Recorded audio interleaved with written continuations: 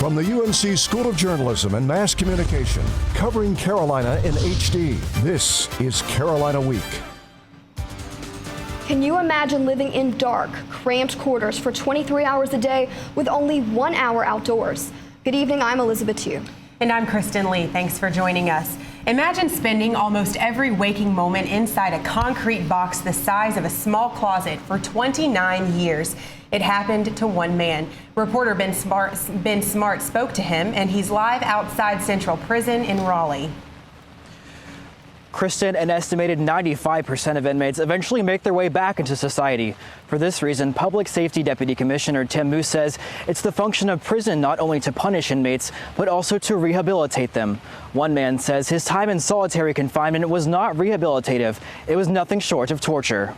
In 1970, Robert Hillary King was imprisoned for a robbery conviction. 2 years later, King was found guilty of murdering a prison guard. That we were framed for murder, that we are totally and completely and actually innocent. Courts lengthened his prison sentence and sent him to solitary confinement. That murder charge was overturned in 2001, but for 29 years, King was locked away in a tiny Louisiana prison cell. Solitary confinement means that you are sitting in a room perhaps 22, 23 hours a day, 6 by 9 by 12. In the heart of downtown Raleigh sits Central Prison. Prison guards escorted us through winding hallways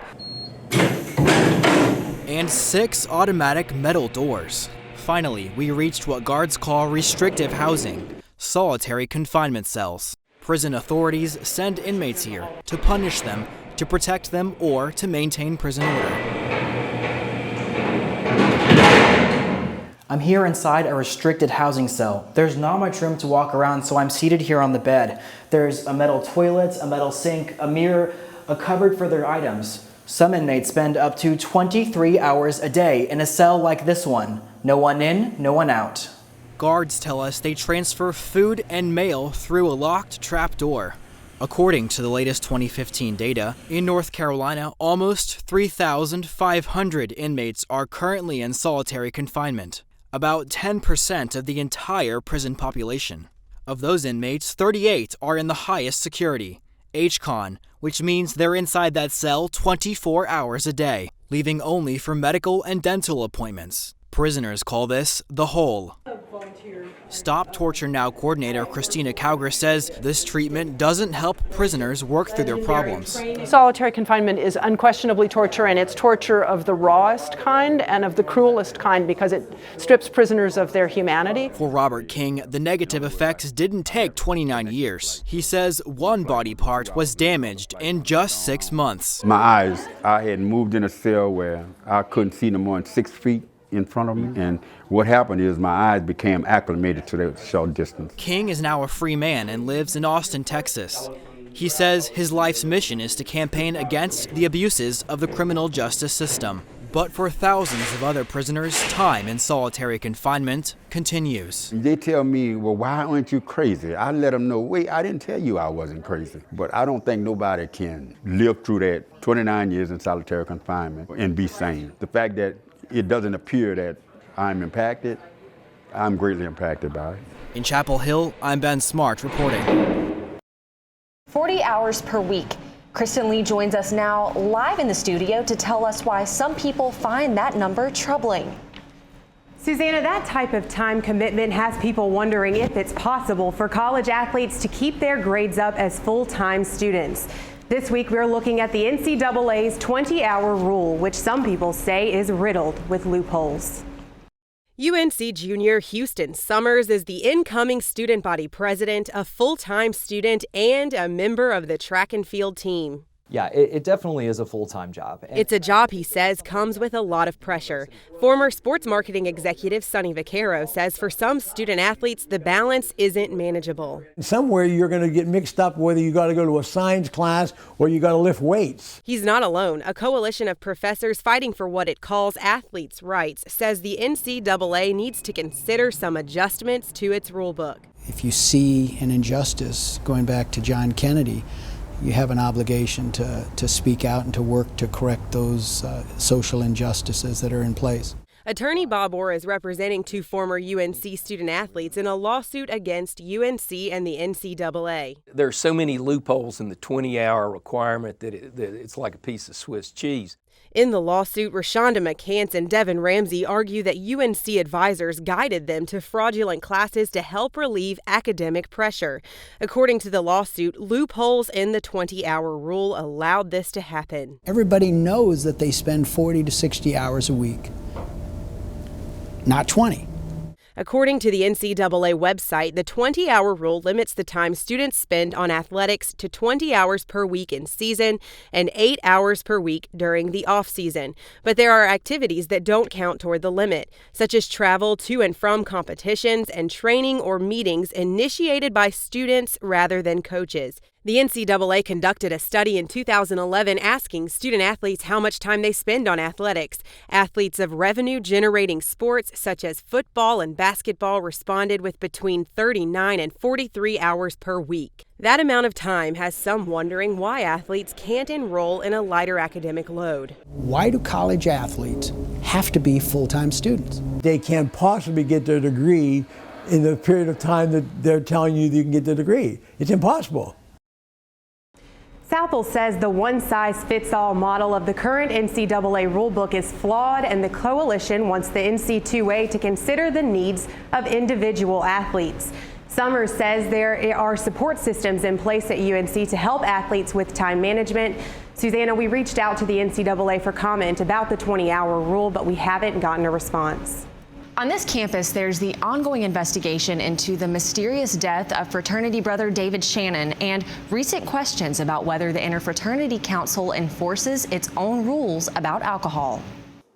Sometimes students drink way too many of these.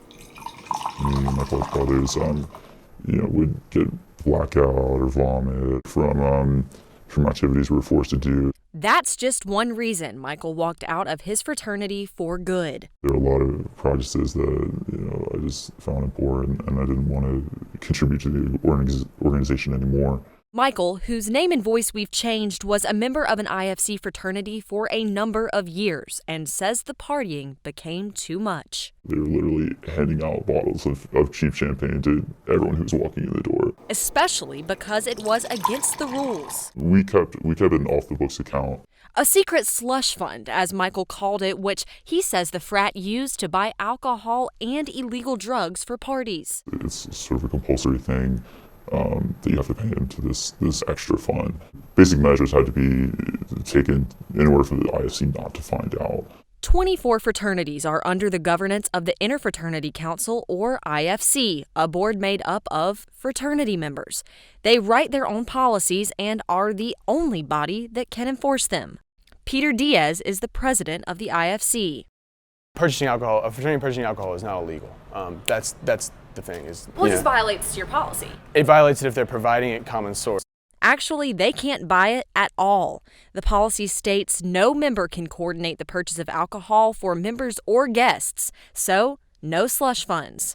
That's illegal, but we don't have any way of sort of auditing fraternities' finances. Aaron Bockenheimer is the director of fraternity and sorority life at UNC. Even he doesn't have the authority to enforce the IFC's rules. It is not surprising to us that chapters out there are providing alcohol, okay? He says self-governance isn't working the way it should. I don't disagree with the fact that it's not working. There may be a need to totally rethink the system. Bockenheimer says the key might be teaching the groups how to govern themselves. As part of self-governance, the executive board of the IFC will do a party patrol during the last day of classes, visiting all fraternities to see how things are going on the major party day we all call LDOC. Alyssa Armstrong is live outside the Center on Poverty, Work, and Opportunity with more. Alyssa? Jean Nickel has headed the center since 2008 and feels he has been singled out by the BOG for political reasons. Jean Nickel is not happy. This is a step by petty tyrants to try and demand totalitarianism, which is beyond the American promise. On Friday, the NC Board of Governors announced the decision to shut down 3 UNC system centers. The one making the most headlines, the Center on Poverty, Work, and Opportunity, headed by Nickel. The Board of Governors has just voted to close an academic center because they don't like, and their bosses don't like, what a faculty member writes. Nickel is talking about the columns he wrote for the News and Observer criticizing Republican policies. And the BOG, it's primarily Republican-led. Chair of Public Affairs Jim Holmes says that had nothing to do with their decision. He's entitled to his opinion, and we should respect his opinion. It's not true. I know what we did and why we did it. First-year Ebony Watkins stood up during a BOG meeting in February criticizing the board's actions. Forum, I thought it was very important that some members of the community speak out and for the Poverty Center. At some point, you have to make decisions and move on, and you can't discuss stuff into perpetuity, and we listened. Nickel says despite the announcement, his work is not over. I am free to go on writing and speaking and attempting to push back against the war on poor people in North Carolina, and I'm certainly going to do it. In Chapel Hill, I'm Alyssa Armstrong reporting.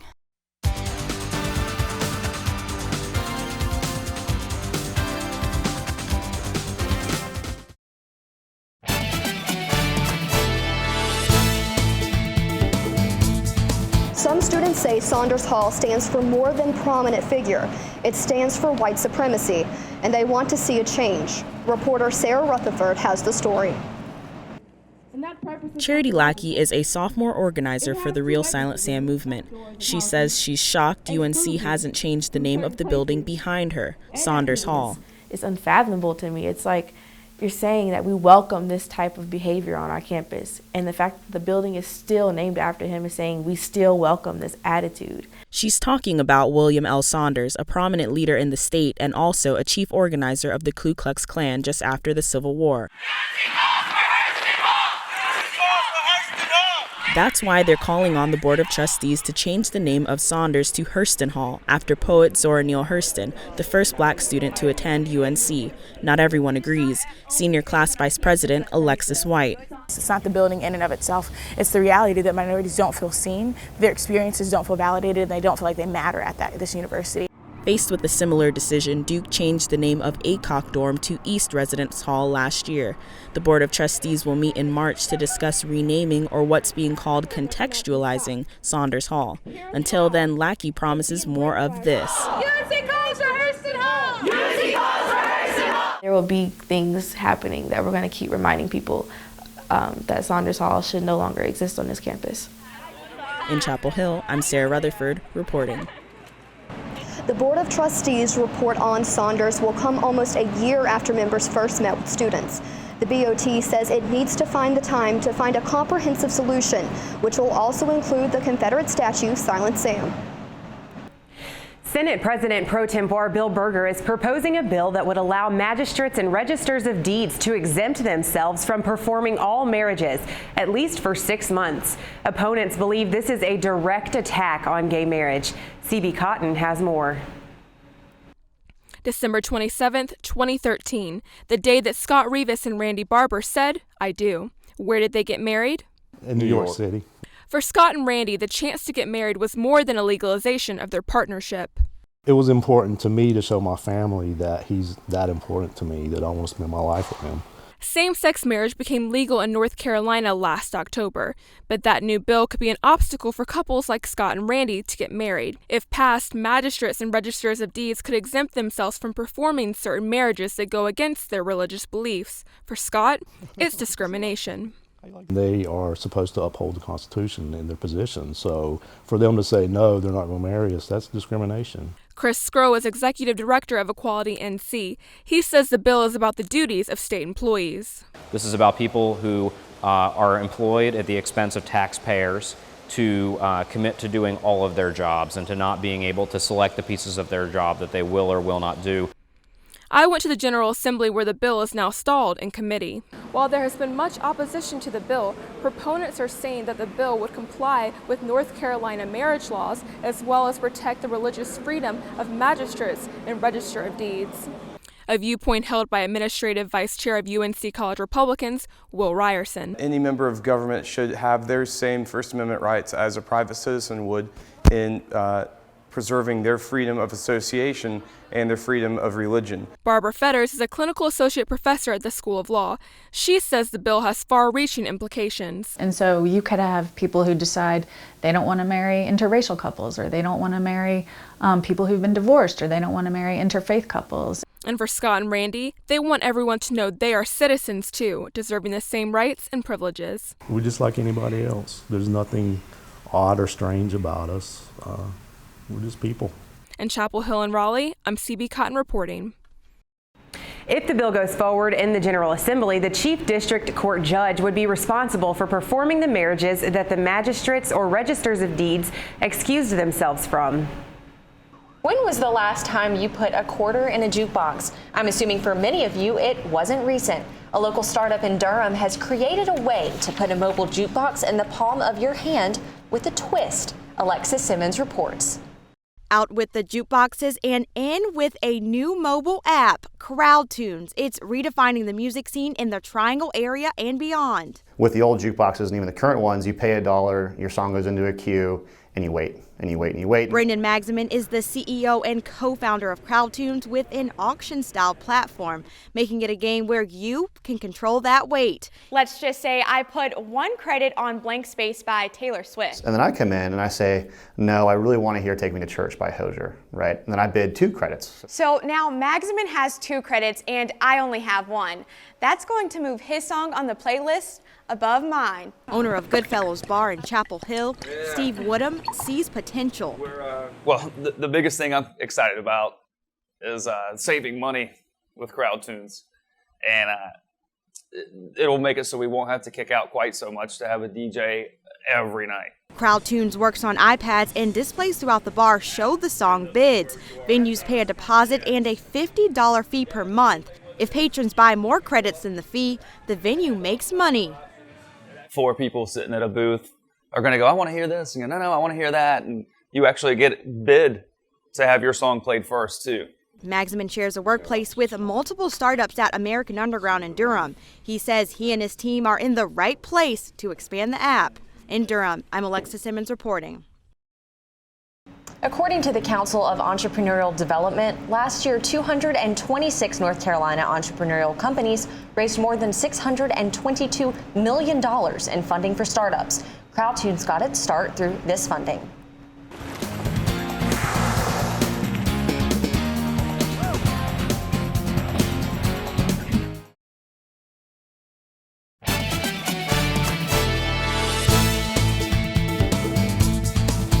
According to the International Union for the Conservation of Nature, more than 76,000 species are at risk of extinction. AJ Nwoko tells us one of them makes its home off the North Carolina coast. Can you hear it? It's the songs of the coast. And perhaps the loudest voice in this symphony of the sea belongs to the right whale. It's a large, 14, 15 meter long baleen whale. Duke University professor Douglas Nowacek says the songs of these marine mammals are fading fast. They are historically known as the right whale because they were the right whale to kill. Now we have somewhere between 400 and 500. Ship strikes and fishing nets still cause whale deaths every year, but the search for oil could drive the species even closer to extinction. And to search for it, petroleum companies are using seismic guns. So they bring compressed air down to the gun, it lets that compressed air go, and then it's basically a controlled explosion. Scientists use the reverberation from these explosions to produce a 3D image of the ocean deep. An explosion on land that's used to clear rock or whatever, that's the kind of scale that we're talking about. It's not like a little pop gun. Out here on the coast, sound pollution from boats, sonar, and other man-made sources are affecting the very existence of the right whale. But other creatures that inhabit these same waters may also be at risk. So lots of animals in the ocean use sound. It's an important modality because it travels farther than anything else. Light doesn't travel very far in the ocean, so sound is a very important modality for these guys. The National Oceanic and Atmospheric Administration has extended a proposal to expand the critical habitat for the right whales along the East Coast, which would prevent oil companies from surveying in the designated areas. And so if we have critical habitat, there's more push and pull, right? It's critical habitat for right whales. What sort of activities should we allow in those areas? While the public tries to answer those questions, these endangered whales continue to brave noisy waters, and for now, their songs must go on. In Beaufort, North Carolina, I'm AJ Nwoka reporting. There is currently no seismic surveying taking place, and experts tell us the right whale population has actually increased in the past decade. You can help some people with cancer through a special kind of blood donation. Health reporter Gayatri Rathod is live in our satellite studio to explain. Jacqueline, one type of blood donation helped save the life of UNC's head women's basketball coach. Are you ready? Yes! Are you ready? Yes! In 2013, Hall of Fame coach Sylvia Hatchell found out she had leukemia. Hatchell's leukemia caused a drop in her platelet count. That's dangerous because platelets, which you see here at the top, stop internal bleeding by clumping together. That helps to create a clot, says blood specialist Dr. Marshall Mazeppa. Really, the platelets go to some of the most vulnerable patients in the hospital. For these patients, it's important to always have enough platelets on hand because they can be stored for only 5 days. But there's a problem getting the platelets. Most people also don't know about donating platelets. Not a problem for UNC junior Taylor Cummins. She's donated more than half a dozen times and says the process is easy. Oh, it's really, no skin off my back just to come donate whenever I can. The process takes about 2 hours. Donors spend the time studying, watching movies, or napping under a warm blanket. It's just a really great atmosphere, and it's just an easy way for me to give back. Giving back to people like Sylvia Hatchell. In the North Carolina Cancer Hospital, she received platelet transfusions 3 times a week. She calls the platelets liquid gold. Stayed on 3, team on 6. Now in remission with a normal platelet count, Hatchell's ready for next season.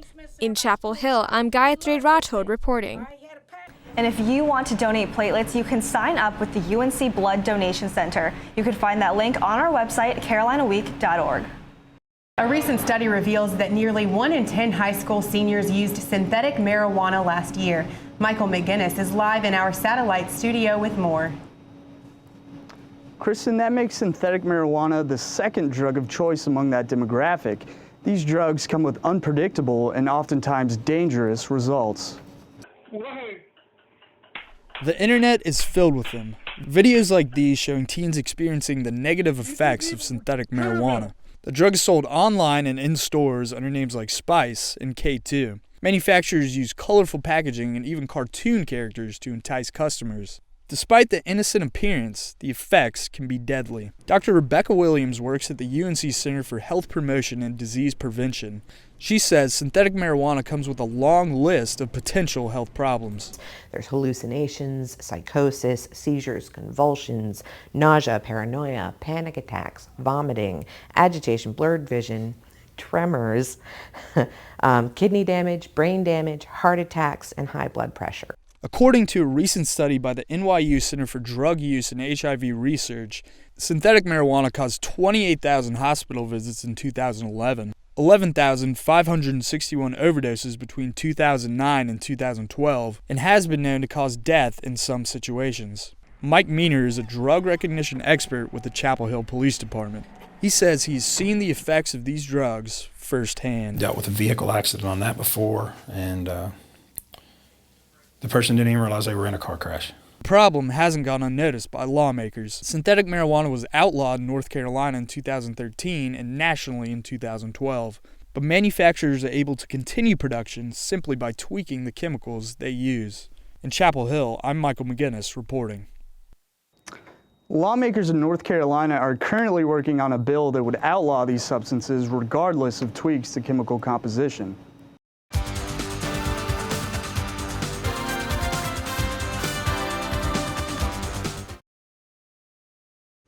Be sure to check out Carolina Week online at carolinaweek.org. Connect with us online by liking the Carolina Week Facebook page and following us on Twitter at Carolina Week UNC.